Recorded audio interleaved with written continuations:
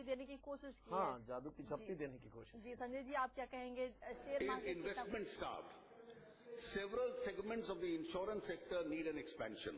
The composite cap of the insurance sector is proposed to be increased up to 49% from the current level of 26% with full management and control through the FIPB route.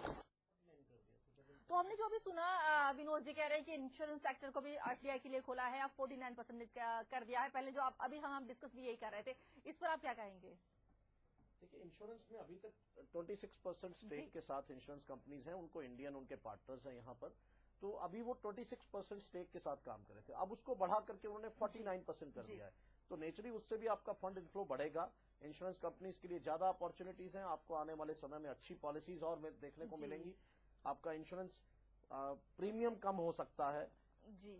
उसको working हो तो बाद में modalities इसकी decide होंगी कैसे होगा, लेकिन उससे फंड्स इनफ्लो होगा और उनके लिए जो बहुत आसान हो जाएगा। लाइसेंसिंग पॉलिसीज जो है वो ईज कर दी गई। जी जी। और खासतौर पर विनोद जी, हमने देखा है पहले से ही बीजेपी का एक फॉर्मूला रहा है स्वदेशी, और इसमें इस बजट की बात करें मैन्युफैक्चरिंग सेक्टर पर भी खास जोर दिया गया है। कहा कि जो इंडियन मैन्युफैक्चरर्स हैं, चाहे वो छोटे हो, मझोले हो या बड़े उद्योगपति हो, तमाम को फायदा हो और भारत की ही बनी हुई चीजें हैं, ज्यादा उत्पादन हो, उसकी खपत हो। ऐसे में इस वाले बजट से आपको क्या लग रहा है, मैन्युफैक्चरिंग सेक्टर को कितना फायदा मिलता हुआ नजर आ रहा है? देखिए, ऐसा है, किसी भी देश की ग्रोथ स्टोरी के लिए अगर आपका फंड्स आउटफ्लो हो जाता है तो आपके पास उतना मार्जिन नहीं बचता है। जब आप ही की कंट्री में प्रोडक्शन होती है, डोमेस्टिक प्रोडक्शन जिसको हम कहते हैं, जब डोमेस्टिक प्रोडक्शन होगी, आपके लोगों को रोजगार मिलेगा, फैक्ट्री आपके घर के पास होगी, तो आप वहां जा सकते हैं, आप अपना परिवार चला सकते हैं उससे। तो छोटे उद्योग, मझोले उद्योग, जो बड़े उद्योग, तीनों का कॉम्बिनेशन करके जो बड़े उद्योग लगे, उसके साथ एंसिलरी यूनिट्स में छोटे लगेंगे, उनको फीडअप करने के लिए कॉटेज इंडस्ट्री लगाई जा सकती है। तो वापस जो बैक टू बेसिक्स विलेजेस का जो हमारा कॉन्सेप्ट था, उस पे लाने की कोशिश की कि कहीं ना कहीं जो आज हम सिर्फ चाइना से और इधर से उधर से इम्पोर्ट कर रहे हैं, तो इम्पोर्ट पे आने वाले वक्त में हम हो सकता है कुछ इस पे रिजर्वेशंस देखें, कुछ टैक्सेस इस तरह के लगाए जाएं, एंट्री इम्पोर्ट ड्यूटीज लगेंगी जो हमें कल को देखने को मिल सकती है। और उससे डोमेस्टिक जो हमारे मैन्युफैक्चरर हैं, जो बिल्कुल इस वक्त सिवाय जिनकी इंडस्ट्रीज आज सिर्फ इंफ्रास्ट्रक्चर के लिए सेल हो रही हैं, वो वापस इंडस्ट्री की तरफ शिफ्ट होगी, उससे रोजगार भी बढ़ेगा, उससे लोकल टैक्सेस भी बढ़ेंगे, उससे और ग्रोथ स्टोरी जो। और इसीलिए शायद जो बजट में एक बात ये कही गई है कि रास्तों पर, यानी कि जो तमाम जो ग्रामीण इलाके हैं उनको जोड़ने वाले हैं रास्ते, उन पर खास जोर दिया गया है। इस तरह के जो कोल्ड स्टोरेज हैं, एसी वाले कोल्ड स्टोरेज, उसको बनाने की भी बात कही गई है, ताकि जो भंडारण हो वो व्यवस्थित तरीके से हो पाए। उसका वितरण किस तरह से होगा, पीडीएफ, उस पर जोर देने की बात कही गई है। ऐसे में माना जाए कि एक जो इंडियन स्ट्रक्चर है ग्रामीण क्षेत्र का, या पूरी वितरण व्यवस्था है, प्रणाली है, उसको मजबूत करने की कोशिश, कम से कम अच्छे दिन की तरफ का ये रुख है। जी जी, मैं आपके साथ पूरी तरह सहमत हूँ। देखिए, भंडारण एक बहुत बड़ी समस्या थी हमारे यहाँ। प्रोडक्शन हो जाती है कहीं एक तरफ, तो आपका एग्रीकल्चर प्रोड्यूस सड़ जाता है, उससे खत्म हो जाता है पूरा। कितनी बार हमने आपके वीडियो क्लिपिंग्स देखे, जिस रेलवे स्टेशन पर पड़े हुए एफसीआई के गोडाउन्स में अंदर रखा नहीं जाता है माल, तो उसको जब तक आप एयर कंडीशन स्टोरेज नहीं करेंगे, आपकी फूड प्रोसेसिंग इंडस्ट्री ग्रो नहीं कर सकती।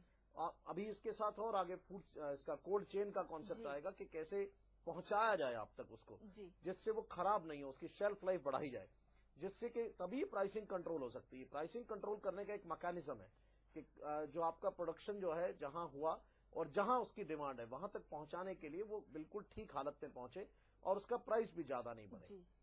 तो ये एक अच्छा कदम है। ये सारा जो दिखाता है, आप चाहे आपके गांव की रोड्स को जोड़ने का बात हो, चाहे हाईवे बनाने की बात हो, जी जी जी, वो कहीं ना कहीं आप उसको जोड़ करके देख सकते हैं कि वो डोमेस्टिक प्रोडक्शन की तरफ ध्यान है, जो इंडियन स्ट्रक्चर जो हमारा था पुराना, जिससे हम कहीं ना कहीं दूर हो गए, हम इम्पोर्ट की तरफ ज्यादा चले गए, तो ये उस तरफ ले जाने की तरफ कम से कम अच्छे दिन की आशा जरूर करें, आशा कर सकते हैं। बिल्कुल, हम सपना एक देख रहे हैं कैसा हो सकता है। अब वो आगे बढ़ेंगे, उसमें जैसे जैसे आगे बढ़ेंगे तो वहां की जो समस्याएं हैं वो भी अपने आप दूर होती चली जाएंगी। जी, एक हालांकि मलाल मुझे भी है पर्सनली, और इस पर भी हम डिस्कस करने वाले हैं कि महिलाओं के लिए अमूमन हम देखते थे कि अलग से टैक्स रिबेट या छूट या स्लैब मिलता था, लेकिन इस बार हमने नहीं देखा, न ही पिछले साल भी हालांकि नहीं दिया गया था।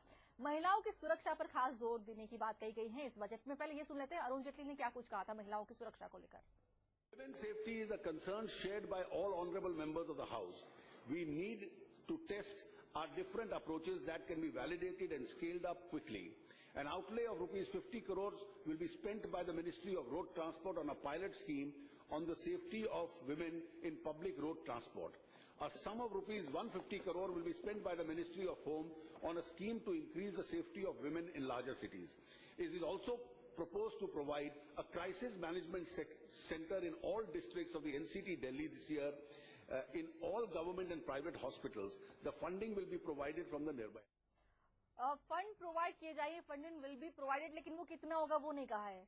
और एक और बात विनोद जी यहाँ पर कि निर्भया फंड जो पिछली सरकार ने पिछले बजट में जो उनका एलोकेट किया था, उस पर भी कुछ जोर नहीं दिया गया, ना ही कहा गया कि वो कितना फंड देने वाले हैं निर्भया फंड के लिए। नहीं, उसको 150 करोड़ आगे उसको एलोकेट किया उन्होंने। देखिए, जहां तक आपके पहले सवाल का जवाब कि टैक्स में महिलाओं को कोई अलग से रिबेट नहीं दिया गया है, तो मेरा ख्याल है अब आपको उम्मीद भी नहीं करनी चाहिए, क्योंकि पिछली बार से ही वो खत्म कर दिया था। तो ऐसा नहीं कि जेटली जी ने हटाया, वो यूपीए ही आपकी हटा गई। मैंने आपको ये जिक्र किया भी कि पिछले साल भी ना उम्मीद हो गई, इस साल भी ना हटा दिया था पिछली बार, उससे पहले था, लेकिन यूपीए 2 नहीं जाते जाते उसको आपके लिए किया था। तो एनीवे उसमें कुछ ज्यादा नहीं, क्योंकि आज हम सब बराबर का कंधा से कंधा मिला करके हम काम करते हैं।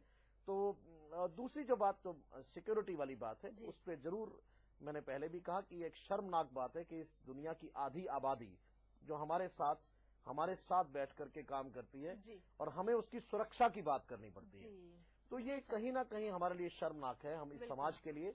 तो उसमें समाज का भी उत्थान होना चाहिए उसके साथ साथ, और ऐसा एक डर होना चाहिए किसी भी व्यक्ति के दिमाग के अंदर कि ऐसा नहीं हो सकता।